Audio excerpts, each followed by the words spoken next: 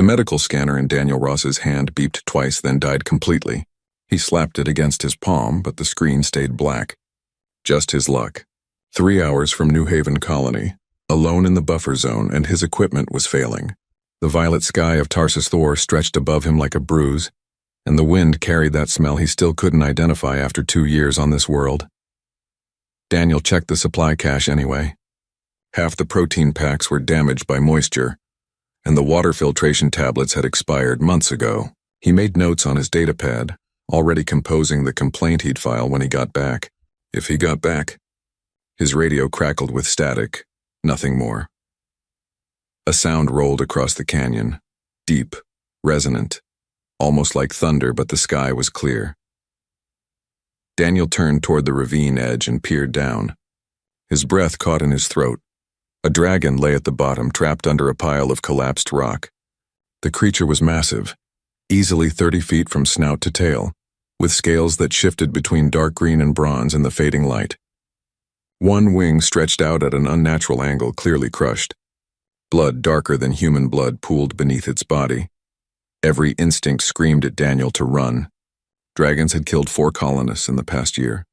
They were territorial, dangerous, unpredictable. The colony protocol was clear. Avoid them at all costs. The dragon's eye opened. It was golden, with a vertical pupil that focused directly on Daniel. Intelligence looked back at him. Not animal cunning, but awareness, understanding, and pain. So much pain. Daniel's hands moved to his medical bag before his brain caught up. His daughter's face flashed through his memory. Little Amy, dying slowly in the colony ship's medical bay while he could do nothing but watch. He remembered that same look in her eyes. The silent plea, please make it stop hurting. The climb down took 20 minutes. Loose rocks skittered under his boots, and twice he nearly fell.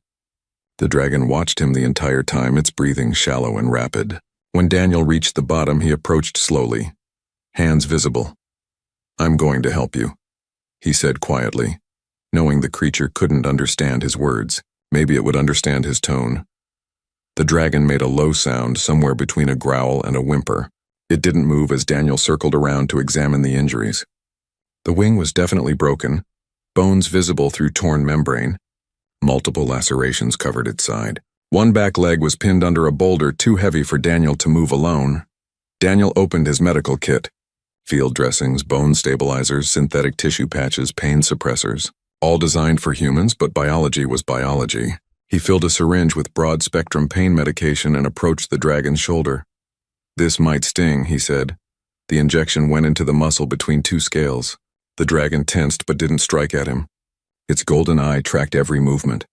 After a moment, its breathing slowed slightly. Daniel worked for hours. He cleaned the wounds with antiseptic, applied tissue patches to the worst lacerations, and used every bone stabilizer in his kit to set the wing as straight as possible. The sun dropped below the canyon rim, and he worked by the light of his headlamp. His water ran out. His knees ached from kneeling on hard stone. The dragon remained still the entire time. Occasionally it made that deep resonant sound, but never threatened him. When Daniel splinted the wing using pieces of his own equipment, the dragon's eye closed briefly, almost like relief. I can't do anything about your leg until help arrives, Daniel said, sitting back on his heels. His hands were shaking from exhaustion. But you should be stable now. The dragon looked at him for a long moment. Then it made a different sound. Not pain or fear. Something that resonated in Daniel's chest made his bones vibrate slightly. Communication, though he couldn't understand the meaning. Voices echoed from above. Human voices calling his name. The search party had finally found his location. Daniel looked up, then back at the dragon. The creature tried to rise, panic in its movements. It couldn't fly, couldn't defend itself, and now humans were coming. Humans with weapons. Daniel made his decision in an instant. He grabbed his gear and scrambled up the ravine away from the dragon's position. When he reached the top, he saw lights in the distance. 4 colonists with rifles moving along the canyon rim. Over here, Daniel shouted, waving his arms. I fell, twisted my ankle. Radio's broken. Lieutenant Ortega reached him first. We heard sounds. Big sounds. Dragons? Probably, Daniel said, forcing himself to sound casual. But they're gone now. We should head back before dark. As they walked back toward the colony, Daniel glanced over his shoulder once. The dragon was watching from the ravine, just its head visible above the rocks. Their eyes met across the distance. Then the dragon lowered its head and disappeared from view. Daniel had no idea if the creature would survive. No idea if it would remember what he'd done. No idea if any of it mattered. But 3 years later, he would learn the answer to all those questions. 3 years later, everything would change. 3 years changed everything and nothing. Daniel pressed the scanner against the young boy's arm and watched the reading stabilize. Just a fracture from falling off a grain silo. Nothing the bone accelerator couldn't fix in a few days. "You're lucky, Peter," Daniel said, applying the medical brace. "Could have been much worse." The boy's mother thanked him 3 times before leaving the clinic. Daniel filed the report and checked the schedule. 16 more patients today. New Haven had grown from 2,000 colonists to 5,000, and his clinic was always full. Outside the window, construction crews worked on the new housing district. Children played in the streets. Life on Tarsus 4 was still hard, but it was life. They were surviving. The door to his office burst open. Governor Patricia Lane stood there, her face pale. Behind her, Lieutenant Ortega looked equally shaken. "We need you in the command center," Patricia said. Now. Daniel had never seen the command center so crowded. Technicians clustered around sensor displays. Engineers argued over data readouts. The main screen showed something that made Daniel's stomach drop. Ships. Dozens of them appearing at the edge of the star system. "Big ships? They started showing up 2 hours ago," Patricia said. "Long-range sensors detected them first. We thought it was a Union supply convoy." "It's not," Ortega added grimly. "We've identified the signatures, harvesters." The word sent a chill through the room. Everyone knew about the harvesters. They'd wiped out the colony on Vega 7, destroyed the settlements on Carthage Prime. 12 colonies in 5 years, all turned into stripped husks. "How long do we have?" Daniel asked. 72 hours, maybe less, a technician said. "They're on a direct approach vector." Patricia ran her hand through her hair. "We have no weapons, no ships. We can't evacuate 5,000 people. We can barely feed ourselves, much less fight a fleet." Daniel stared at the screen, watching the red dots multiply as more sensors came online. This was it. The end of New Haven. The end of everything they'd built. "There's something else," Ortega said quietly. "The dragons. They're moving." Another display showed thermal images of the canyon systems. Dozens of heat signatures, all dragon-sized, all converging toward the mountain sanctuaries. A migration pattern no one had ever seen before. "Maybe they sense the danger," someone suggested. "Or maybe they're abandoning us," another voice said. Daniel thought about that day 3 years ago. The dragon in the ravine, those intelligent golden eyes.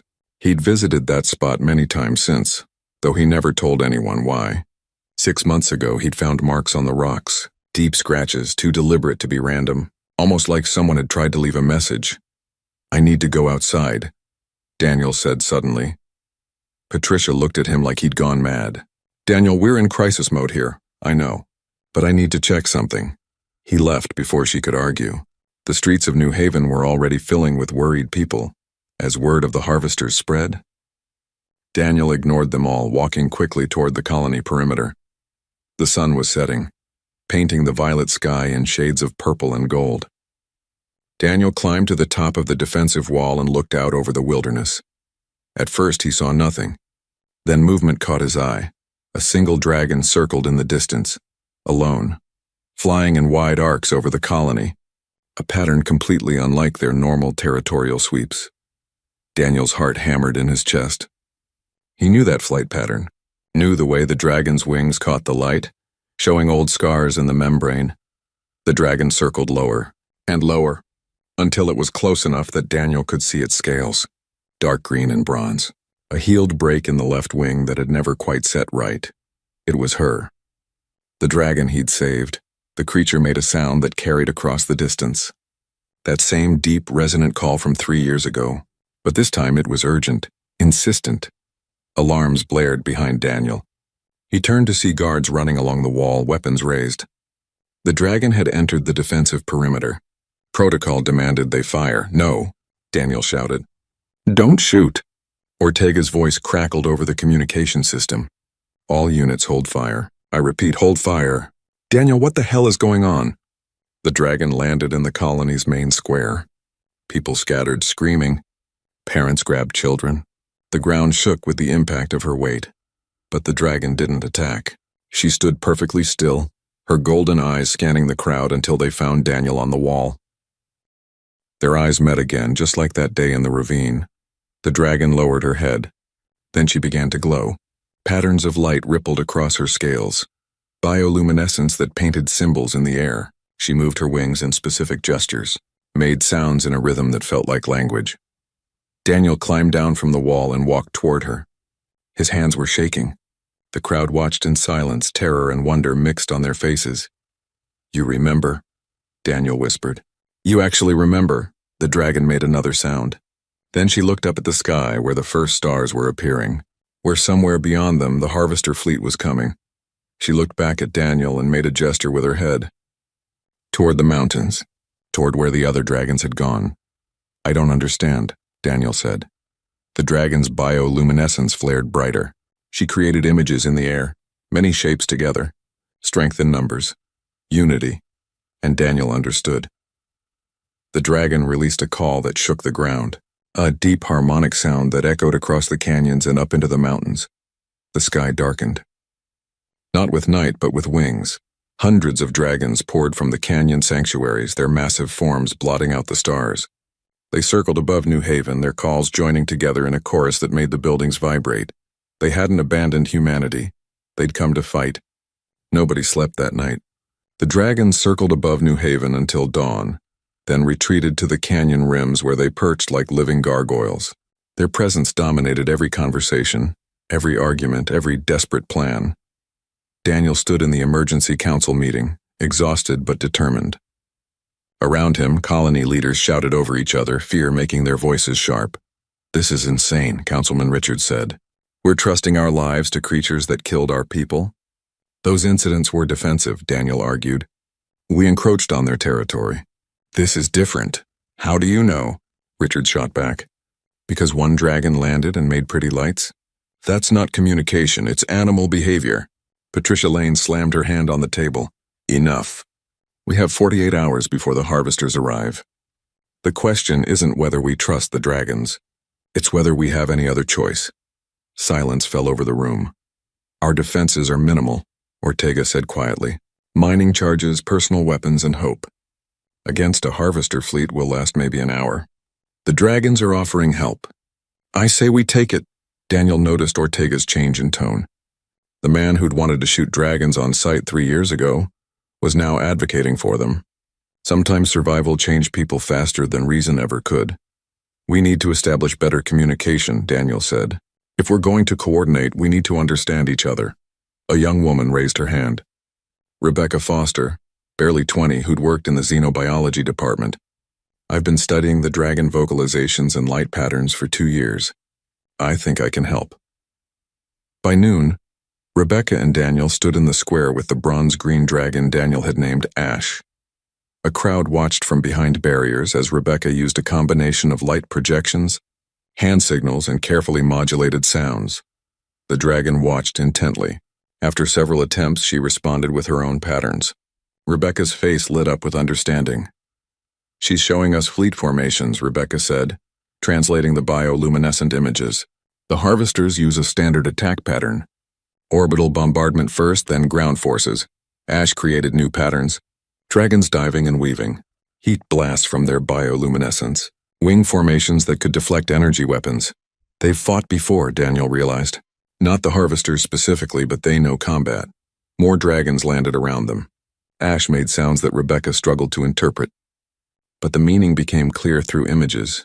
Working together, coordinating movements, combining human technology with dragon abilities. "They want to carry our explosives," Rebecca said, wonder in her voice. "Get close enough to the ships to do real damage." Ortega stepped forward. "That's a suicide mission. Those mining charges aren't designed for space combat. The range is minimal." Ash looked at him directly. She created an image of a dragon falling, then more dragons taking its place, another image of humans hiding, safe behind dragon shields. "She knows," Daniel said softly. "She knows some of them will die. They're willing to accept that. Why?" Patricia Lane asked, her voice breaking. "Why would they sacrifice themselves for us?" Daniel met Ash's golden eyes. Because 3 years ago, one human showed mercy, and they remember. The preparation took all night and the following day. Engineers designed quick-release harnesses that could carry mining charges. Medical teams set up field hospitals for both species. Colonists trained in basic dragon communication, learning to understand warnings and commands. Daniel worked until his hands went numb, setting up triage protocols. He found himself constantly checking the sky, watching for the first sign of the harvester fleet. Ash stayed close to him during the preparations. Once, when Daniel paused to drink water, she made a soft sound. He looked up to find her watching him with what he could only interpret as concern. "I'm fine," he said. "Just scared." Ash lowered her head until it was level with his. Her breath was hot and smelled like sulfur and something else, something almost like cinnamon. She made a sound that resonated in his chest, and Rebecca appeared to translate. "She says fear is wisdom, not weakness. Even dragons feel it." Daniel reached out slowly and placed his hand on Ash's snout. Her scales were warm, almost hot to the touch. He felt the strength in her, the raw power that could tear him apart in seconds. But he also felt the gentleness with which she held that power in check. "Thank you for coming back," he whispered. On the second morning, the sensors screamed their warning. The harvester fleet had entered orbit. 23 ships, 3 massive resource extractors, each the size of a small city, 15 fighter carriers, 5 support vessels, and 1 command dreadnought that made all the others look small. Patricia's face was gray as she studied the displays. "Even with the dragons, I don't see how we win this." Daniel looked out the window where dragons were gathering, hundreds of them now. Ash stood at the front, her scales gleaming in the sunlight. Other dragons positioned themselves around her, ready to follow her lead. "Maybe winning isn't about destroying them," Daniel said. "Maybe it's about making them decide we're not worth the cost." The harvester fleet began its bombardment sequence. Energy built in their weapons arrays, enough power to crack the planet's crust.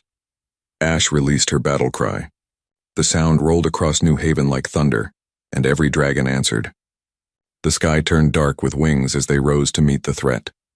Daniel ran to the command center where Ortega was organizing the human volunteers. 14 colonists in environment suits, each ready to ride a dragon into battle. "Ready?" Ortega asked. Daniel checked his suit seals and picked up the harness with its payload of mining charges. His hands were steady now, fear transformed into purpose. "Let's go save our world," he said. Above them, the battle for Tarsus IV was about to begin. The harness dug into Daniel's shoulders as Ash climbed through the atmosphere. Below, New Haven shrank to a collection of tiny buildings.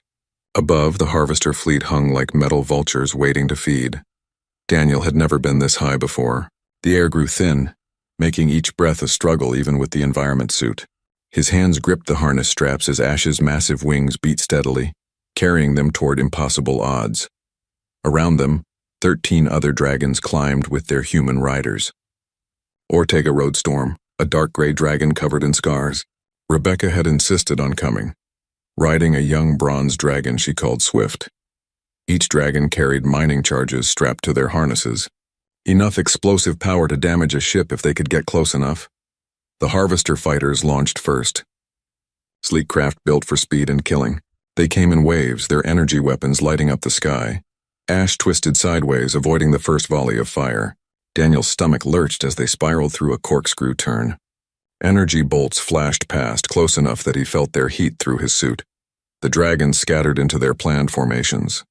Smaller, faster dragons dove and weaved, drawing fire away from the larger ones carrying explosives. Their bioluminescence flared, concentrated beams of heat that burned through fighter hulls. Daniel watched a dragon take a direct hit.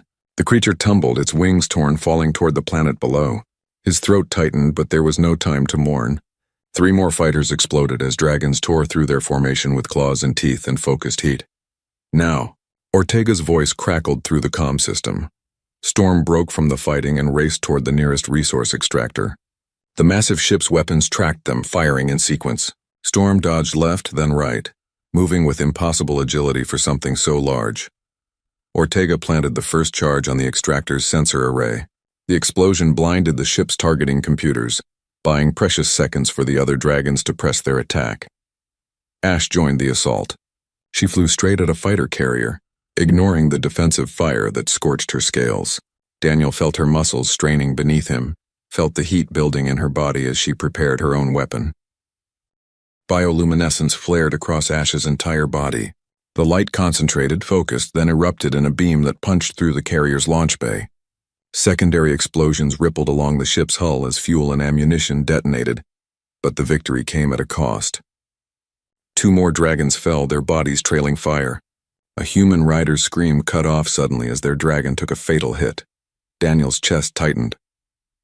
They were winning individual battles but losing the war of attrition. Ash banked hard and Daniel saw their true target.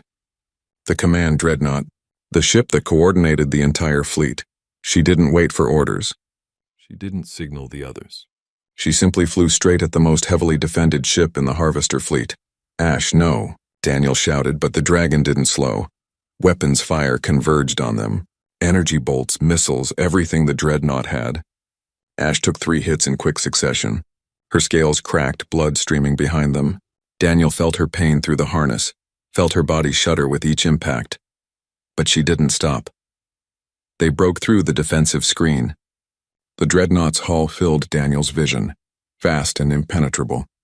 Through a viewport, he saw figures moving, the Harvester commanders watching them approach. Daniel released his harness and used the maneuvering jets in his suit to reach the hull. His hands shook as he placed the mining charges on the bridge section, right over that viewport. The Harvesters inside looked at him, their alien faces showing something he recognized. Fear. Good. Let them feel what they made others feel. Ash's bioluminescence flared so bright it overloaded the dreadnought's sensors. Daniel finished arming the charges and pushed off, letting his jets carry him back to Ash's harness. She caught him with one clawed foot, gentle despite her size, and pulled him back to safety. They fled as the charges detonated. The dreadnought's bridge section ruptured, atmosphere venting into space. The massive ship listed sideways, its command structure destroyed. The Harvester fleet fell into chaos. Without coordination, their formations broke apart. Dragons pressed the advantage, hitting damaged ships and forcing them to retreat. But victory felt hollow. Daniel counted the dragons still flying. Too few. Too many had fallen. Then the remaining Harvester ships did something unexpected. They stopped retreating. They turned their weapons toward New Haven itself. Rebecca's voice came over the comm, urgent. They're targeting the colony directly. Full bombardment. They'll destroy everything. Daniel looked down and saw it happening. Energy building in every Harvester weapon. Enough firepower to turn New Haven into a crater. Ash saw it too. She released a call that carried across the battlefield, a sound filled with determination and sorrow. The dragons responded, all of them, even the wounded. They dove toward the planet, racing the Harvester targeting computers. What are they doing? Ortega asked. Daniel knew. He understood with terrible clarity. They're going to shield the colony. They'll die, Rebecca said. I know. Ash descended faster than Daniel thought possible. The other dragons followed, forming up around her. They positioned themselves between the Harvester weapons and New Haven, their bodies the only barrier between energy beams and the colony below. Daniel wanted to scream at Ash to flee, to save herself. But he understood this was her choice. The dragon's choice. Honor demanded no less. The Harvesters fired. The sky turned white as energy beams struck dragon bodies.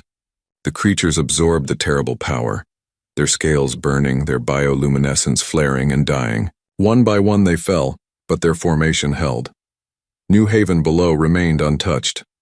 Daniel closed his eyes, waiting for the beam that would kill him and Ash together. It never came. When he opened his eyes, the Harvester fleet was jumping to hyperspace, fleeing the system. Broken, defeated, and Ash was still flying. Ash landed in New Haven Square and collapsed. Her legs folded beneath her and her wings spread out across the ground, twitching with exhaustion. Steam rose from her scales where the Harvester weapons had burned her. Daniel scrambled from the harness, his legs barely supporting his weight. All around the colony, dragons were landing or falling from the sky. Some landed gracefully, others crashed into buildings or fields, too wounded to control their descent. The colonists poured into the streets. For a moment, nobody moved. Humans and dragons stared at each other across a barrier of fear and wonder that had finally, irrevocably broken. Then a child broke from her mother's grip and ran to a fallen dragon. The creature's breathing was shallow, blood pooling beneath its body. The girl placed her tiny hand on the dragon's snout. "Thank you," she whispered. That simple gesture shattered the paralysis. Colonists rushed forward, not with weapons, but with medical supplies, water, blankets. Daniel's training kicked in and he started shouting orders. "Get every medical kit in the colony. We need tissue regenerators, burn treatments, anything that can help." He turned to Patricia Lane, who stood frozen in shock. "Governor, we need to convert every large building into a medical facility. Now!" Patricia nodded, her voice cracking as she spoke into her comm unit. Within minutes, the community center, the main warehouse, and 3 school gymnasiums were transformed into emergency hospitals. Daniel worked on Ash first. Her burns were severe, scales cracked and bleeding. He applied every treatment he knew, adapting human medicine to dragon physiology through desperate trial and error. Rebecca appeared beside him with a tablet showing hastily compiled notes on dragon anatomy from her xenobiology studies. "Their scales regenerate if we can stabilize the tissue underneath," she said. "Use the cellular regenerator on the highest setting." Daniel followed her instructions. Slowly, painfully slowly, Ash's breathing steadied. Her golden eyes opened and focused on him. "Stay still," Daniel said gently. "You're going to be okay." Ash made a soft sound, almost like a sigh, and closed her eyes again. Daniel moved to the next dragon. Then the next. His team of medics grew as more colonists volunteered. People who'd feared dragons days ago now worked frantically to save them. Engineers adapted human medical equipment for dragon-sized patients.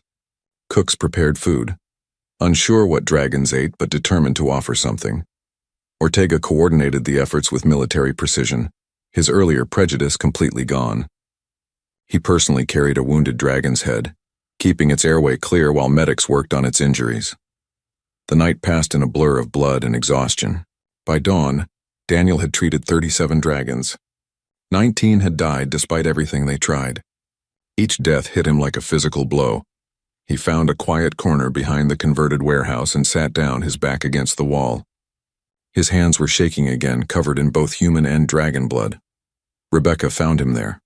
She sat beside him silently. Her dragon, Swift, had survived with minor injuries. "We lost 112 dragons," she said quietly. 5 human riders. But we saved the colony. 5,000 people are alive because of them. Daniel's throat was too tight to speak. He thought of the dragon he'd treated in the ravine 3 years ago. One act of mercy and it had led to this. To species fighting side by side. To dragons dying to protect humans they'd never met. "They didn't have to come," he finally said.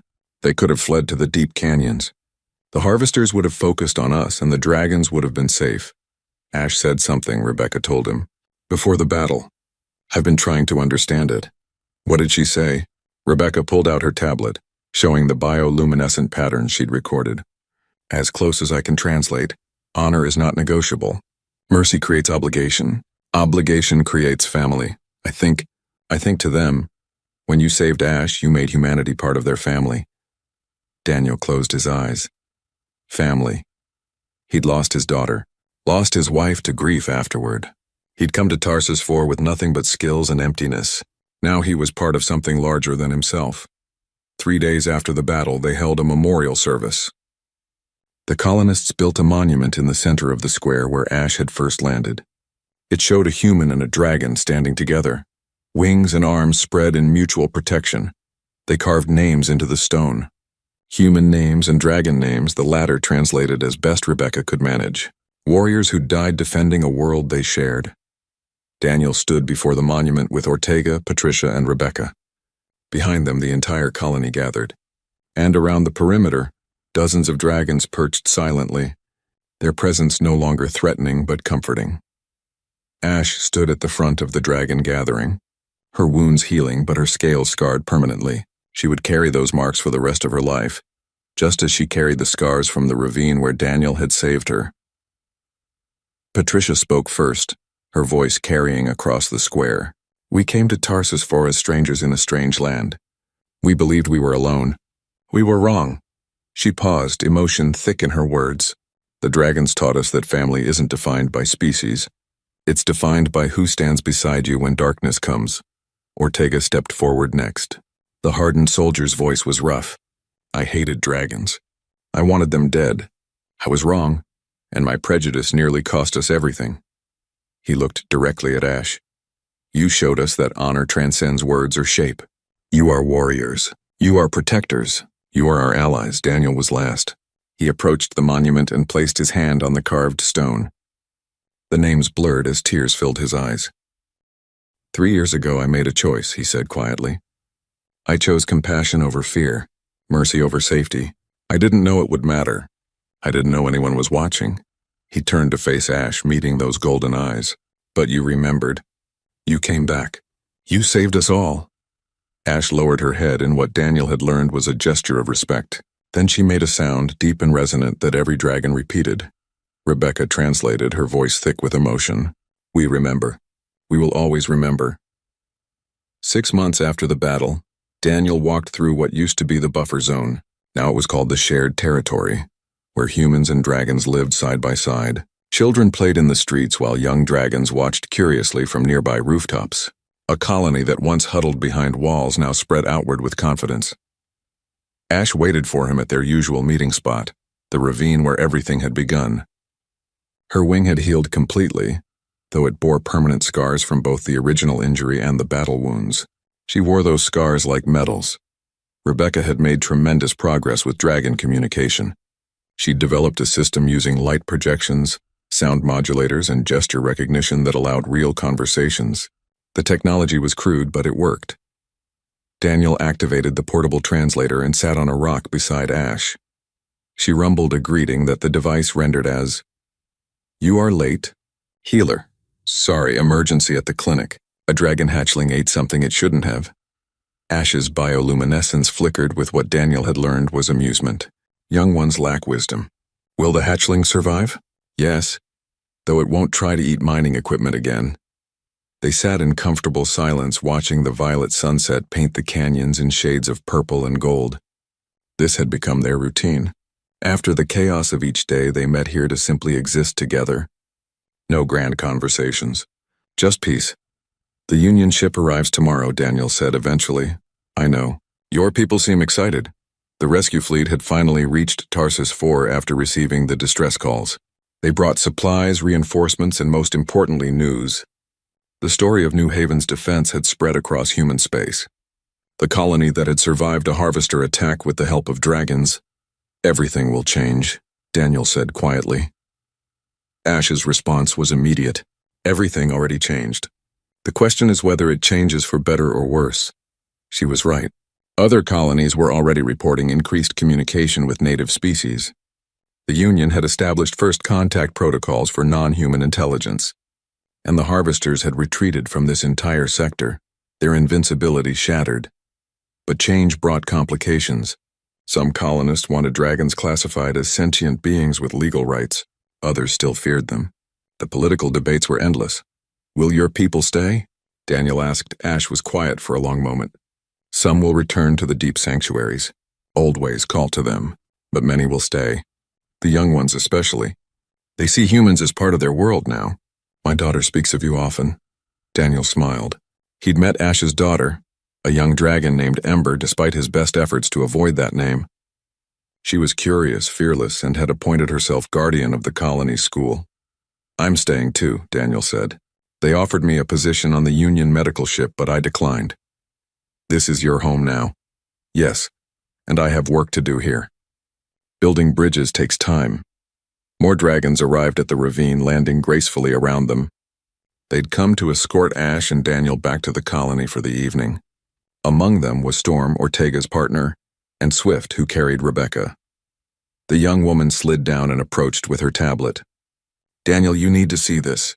The Union sent data on other colonies. 3 of them have reported similar situations. Native species offering help, humans accepting. It's spreading. Daniel read the reports with growing wonder. On Kepler 442, massive sea creatures had helped colonists fight off pirates. On Ross 128b, flying reptiles had guided lost explorers to safety. Small acts of cooperation that were transforming how humans saw the galaxy. We started something, Rebecca said softly. That day in the ravine when you saved Ash. You proved that mercy matters. Daniel looked at Ash, who watched him with those intelligent golden eyes. I just couldn't let her die. I didn't think about consequences or bigger meanings. She was hurt and I could help. Ash's bioluminescence created patterns that the translator struggled to capture fully. That is why it mattered. You did not help for reward or recognition. You helped because it was right. That is the truest form of honor. They flew back to New Haven together, humans riding dragons through the violet sky. Below, the colony glowed with light. New buildings rose alongside dragon roosts. Shared gardens grew food for both species. The plaza where they'd built the memorial had become a gathering place where children of both kinds played together under watchful eyes. Daniel's clinic now had a dragon section with specialized equipment. He'd trained 3 dragon healers who were learning human medicine, just as he learned dragon healing techniques. Knowledge flowing both ways, creating something new. That night, the Union ship arrived. It hung in orbit like a promise of connection to the wider galaxy, but Daniel felt no urge to leave. This was where he belonged. He stood in the plaza with Patricia, Ortega, Rebecca, and Ash. Around them, thousands of humans and hundreds of dragons gathered to watch the ship's arrival. "They'll want to study everything," Patricia said. "How we communicate, how we coordinate, how we survived." "Let them learn," Ortega replied. "Maybe it'll save other colonies." Ash made a sound that rumbled through the crowd. The translator broadcast her words for everyone to hear. "Humans came to our world as strangers. We watched you struggle, and sometimes we fought you when you came too close. But one human saw past fear to show mercy.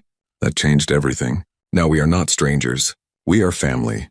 The crowd erupted in cheers and dragon calls, a cacophony that somehow blended into harmony.